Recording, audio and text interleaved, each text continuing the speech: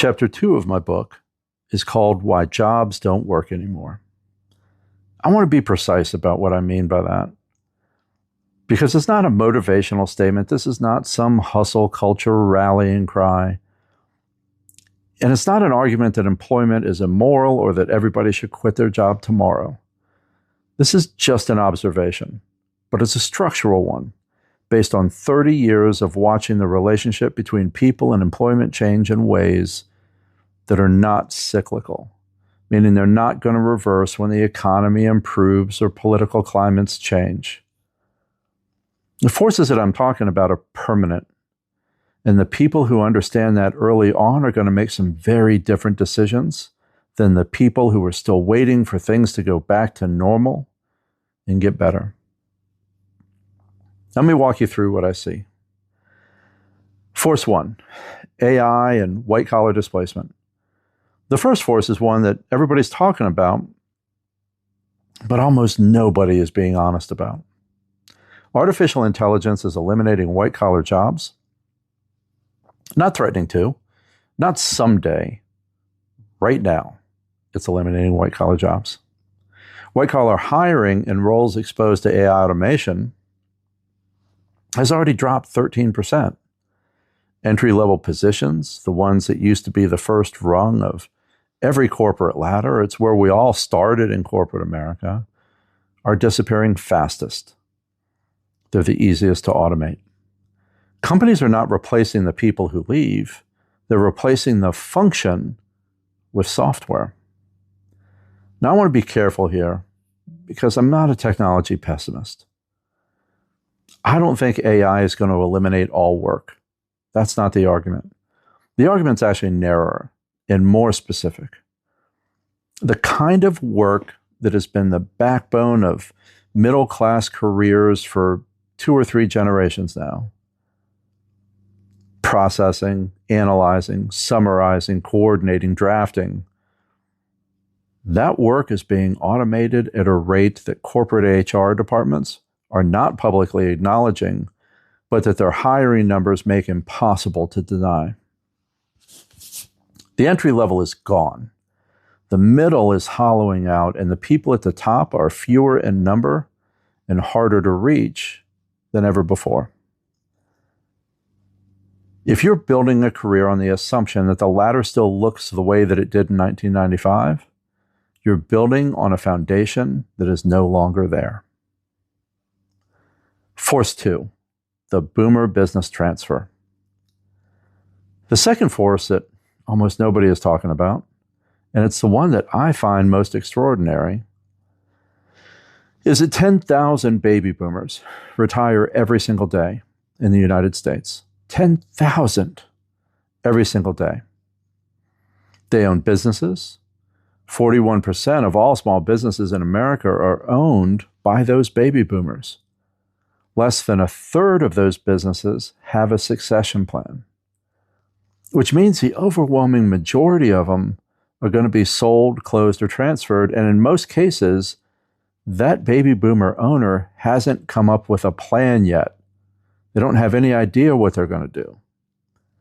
And that represents $10 trillion in private business assets that need new owners right now, over the next decade.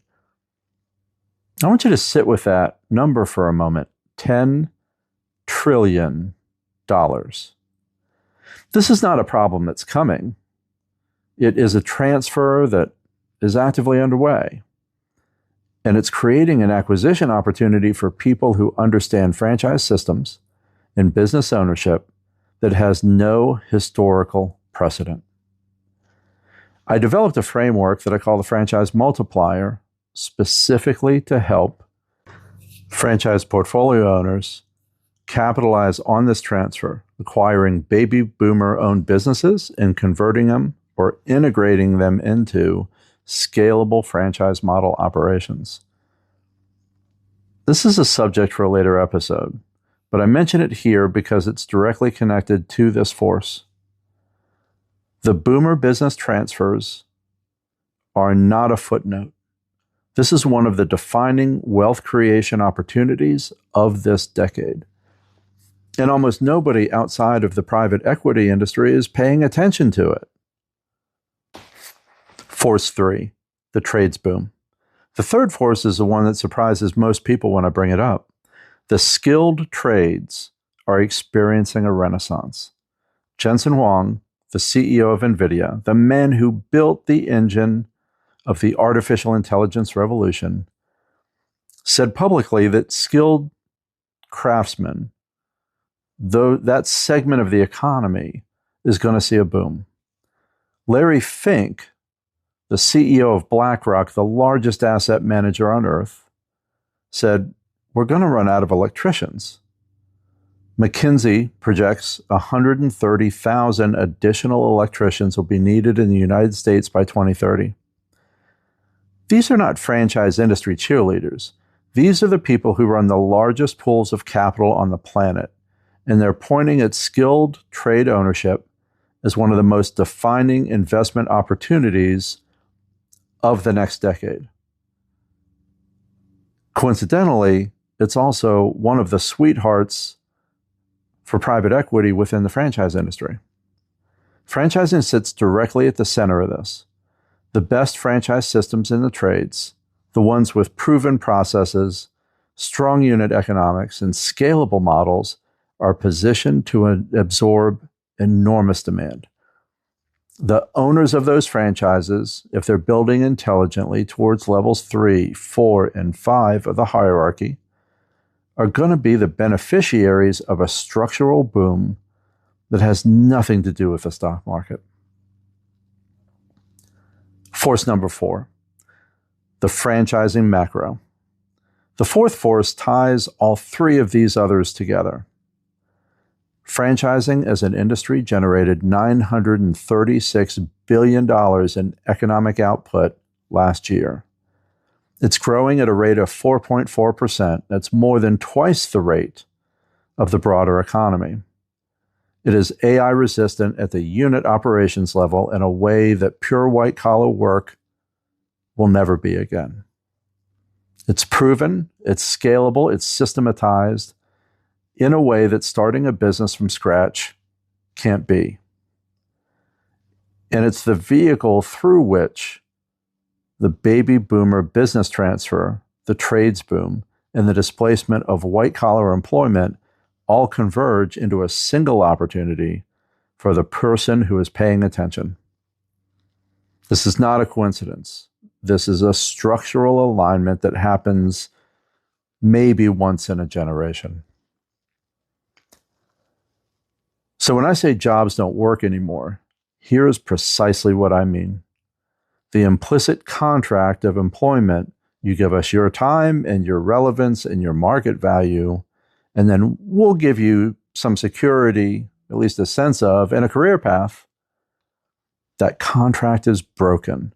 It's not bending, it's not under strain, it's broken. AI broke the security half of it, the boomer transfer broke the scarcity half of it, and the trades boom broke the prestige half of it. And the franchising macro has quietly become the most rational alternative for the professional who is willing to look clearly at what is actually happening. I've sat across from thousands of people at the crossroads of this decision. The ones who act, who make the move from level 1 to level 2 with the intention and with real framework, they don't look back. Not one of them has ever called and said to me they wish they had stayed in their job. The ones who wait, who keep assuming the disruption is temporary, that their job, their company will all be the same as it's always been, that their title remains secure and that it means what it used to. I've watched too many of them arrive at the crossroads later with fewer options and less runway. I'm not trying to frighten you. I am trying to tell you what I tell every candidate who sits across from me. The window is open, the forces are aligned, and the map exists. That map is Knauf's hierarchy of franchising. In the book that lays it all out in full, The Last Employee, The Rise of Ownership. It launches as an ebook on May 1st of 2026.